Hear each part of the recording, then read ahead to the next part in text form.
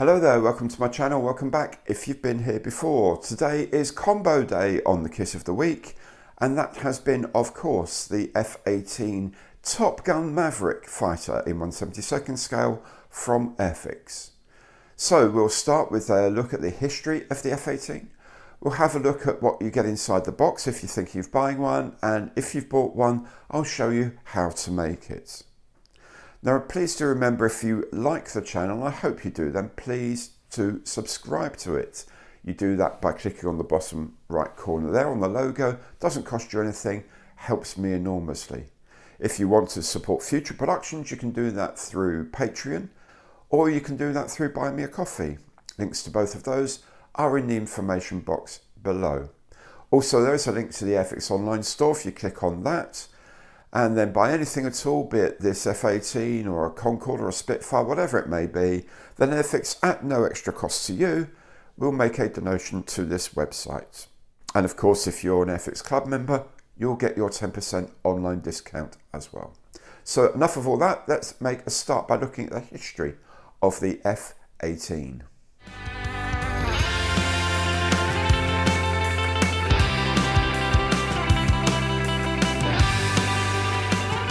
The F-18 Hornet was designed as a lightweight alternative to existing fighters in the late 20th century, but has become the cornerstone of the infantry of the US Navy, Marines, and other air forces. The Hornet was born out of a US Air Force competition to find a cheap, lightweight companion to the F-15 Eagle.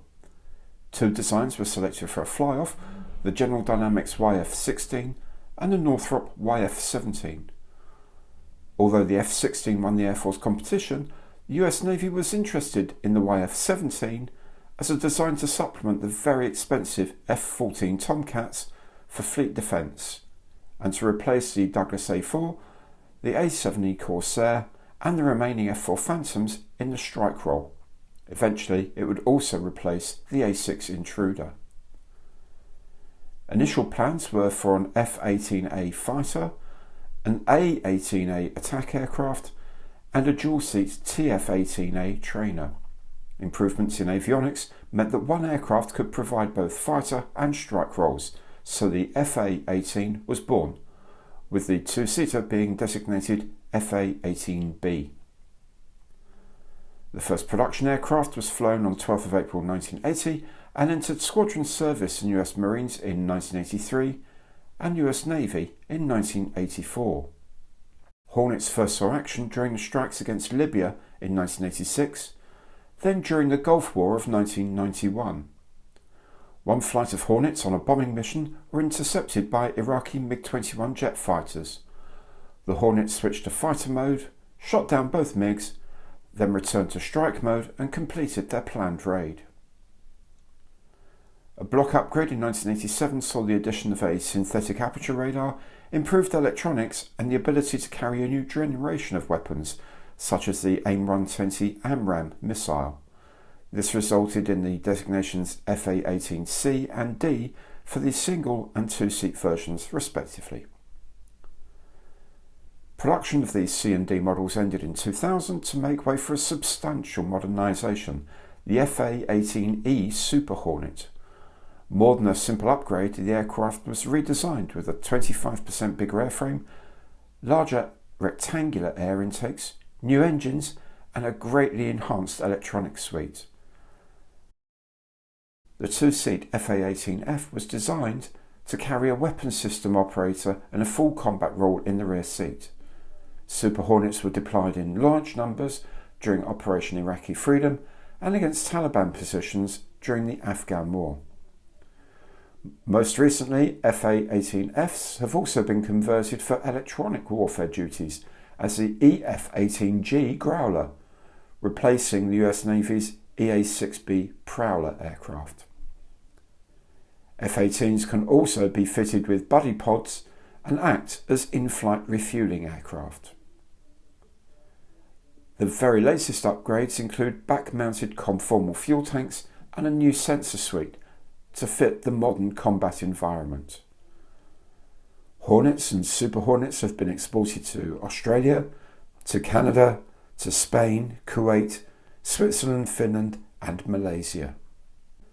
As in the Paramount movie Top Gun Maverick, the F-18E is also used extensively at the US Navy's famous Naval Aviation Warfighting Development Center, commonly known as Top Gun School. Other notable users of the Hornet are the Blue Angels, the US Navy's world-famous flight demonstration squadron, who have used both the Hornet and the Super Hornet.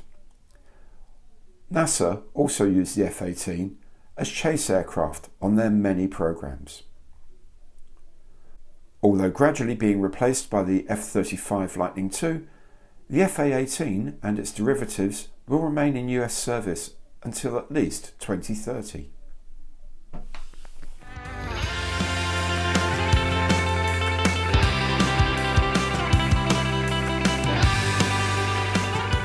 The first Airfix F-18 appeared in 1982, and this is the tooling we still have today. It had new decals and box art in 1984, in 1986 and in 1989. The kit was reboxed for the Smithsonian Institution in America in 1998 and got new decals and a new box in 2002. In 2003 it was released once more with paints and glue, with another new boxing in 2009. 10 years later it was revived in the new style gift set, then finally was rolled out once more for this Top Gun Maverick tie-in in 2020. Of course the big problem is that this isn't the F-18E Super Hornet flown by Maverick in the new film, as they freely admit on the box. It's the same F-18A released in 1982, and that, by the way, is 4 years before the original Top Gun movie was released. For a more accurate tie-in with both the original and the new films, you can buy this combination set from Revell in 1/72. This has the F-18E from the 2009 new tooling, as well as an F-14D from their 1999 tooling. If you just want a 1/72 scale kit of the Super Hornet, then you could look at Academy. The tooling dates from 2016 with the 2-seat Model F. The single-seat Model E came in 2017.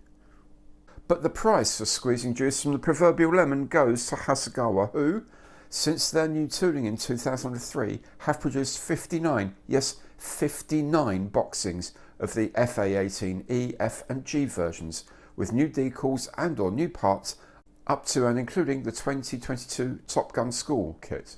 Pretty sure that's more variety than the US Navy itself has actually had.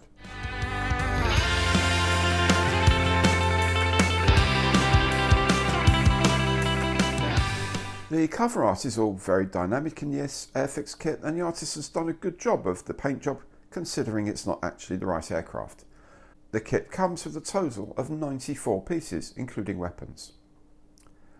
Airfix has rated the kit as skill level 2, which is probably right. I'd personally put it at about 1.5, but the graphics don't allow that.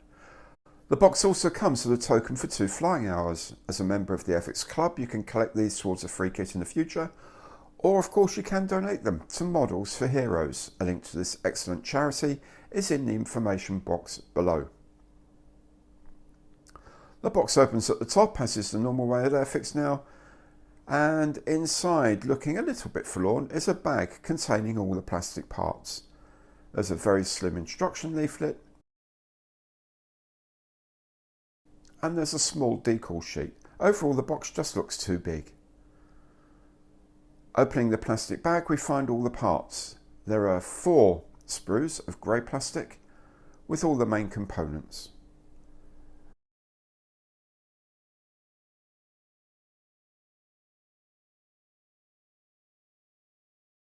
There's also a smaller bag with the transparent parts, the windshield and canopy for example.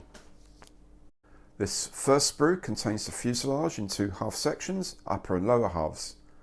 Then there's a sprue with the wings and some fuel tanks. On this third one are the elevators, the wing root extensions and some weapons. And on this last one are some pylons, bombs, wheels and the twin vertical stabilizers. Finally, the transparent sprue has the windshield, the canopy and the glass of the heads-up display. Taking a closer look at the parts now, and the sprues are an odd hexagonal section, and there appears to be plenty of mould lines and bits of flash on all the edges. There is a pilot figure provided who does, with a certain generosity of spirit, bear a resemblance to Tom Cruise. The smaller parts and tighter corners do exhibit flash that will all have to be removed, and some of the parts don't look entirely correctly moulded, such as this missile rail. Apart from major structures such as the leading and trailing edge flaps and ailerons, all the panel lines are very fine and raised. And finally, inside the rear fuselage piece is the date of the mould, 1982. The decal sheet we're going to call economical, and it's certainly not frightening for the new modeller. Despite the lack of the extensive amount of stencils this aircraft would normally have, the decals are crisply printed, especially on the black text, and the colours are dense and rich. The instruction sheet is a 3-page gatefold A4 with all of the build instructions visible in one go.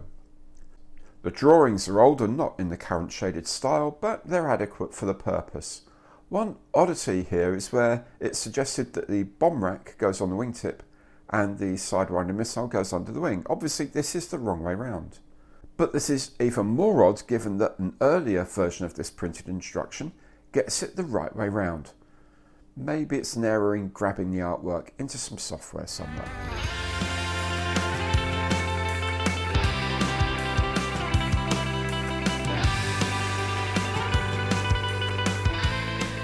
First thing to do is get rid of the flash around the cockpit tub.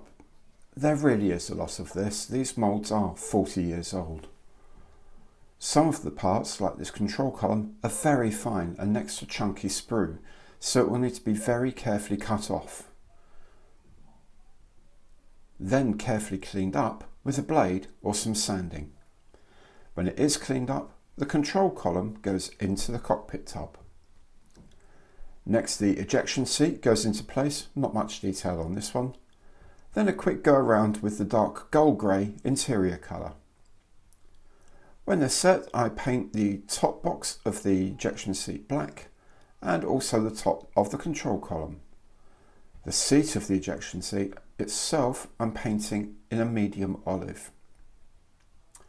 There's no instrument decal, so I've painted the instrument panel black, used green for the screens and bits of white, yellow and red for the controls. I think it looks okay.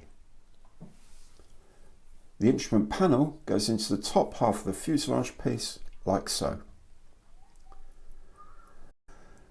The cockpit tub sits in the bottom half of the fuselage.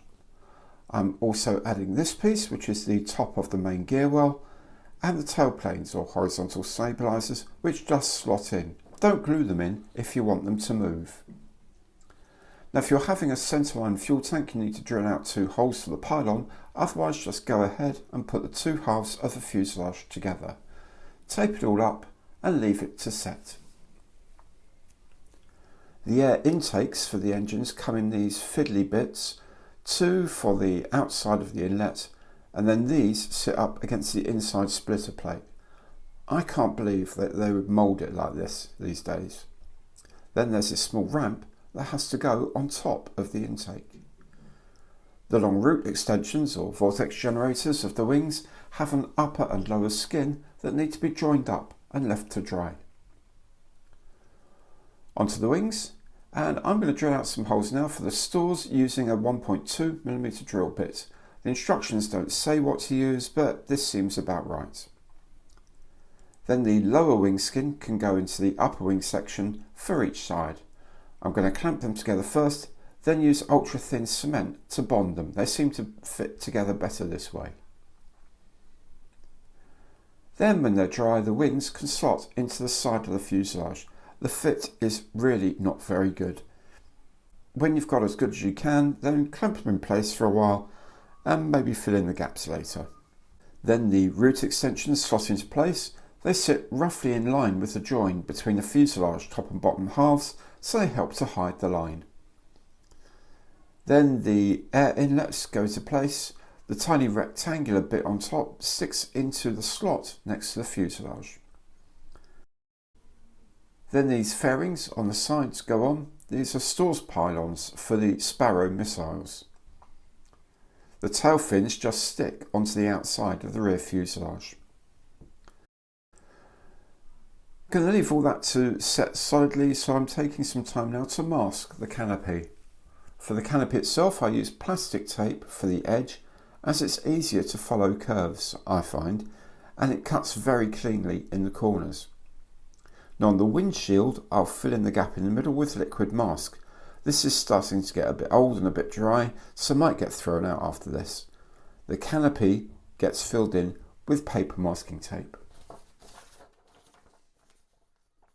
I'll paint the inside of the cockpit front black before I fit the canopy opening supports and this little ram. There are different pieces you can use if you want the canopy open. Then there's this small transparent piece to represent the heads-up display before the canopy can go on.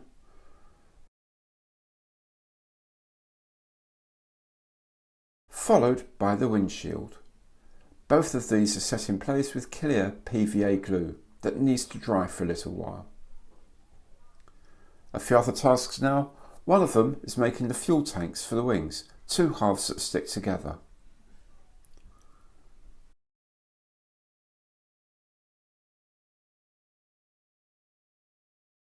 I can put the exhausts onto the ends of the fuselage as well at this point. When the fuel tanks have dried, I'm going to fit them onto their pylons. Different sized holes tell you which way round they go. Then with the body mainly finished, I can start spraying. First a grey primer coat, then a light ghost grey all over.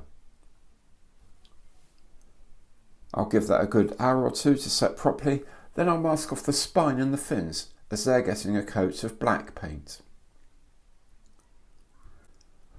Once it's all properly dried again, I can start on the decals. These coach lines are the trickiest things to apply. You need to keep them moving with dabs of water on your brush, then when they're all in the right place, give them some decal setting solution to help them mould to the contours of the aircraft correctly. The rest of the decals are simple enough. I'm going to paint the exhausts in burnt iron while the decals are drying. Now for some stores. First the AIM-7 Sparrow missiles, then the fuel tanks which have been sprayed black. Finally the bomb racks go on. I'll let those set before I put the bombs themselves on. In the meantime I have the undercarriage to fit. The main gears fit into a square hole and are pretty sturdy straight away.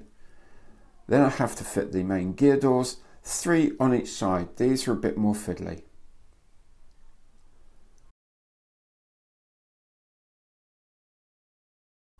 The nose gear leg also sits firmly, a location hole and a pit in the gear well. The well also has some doors to fit.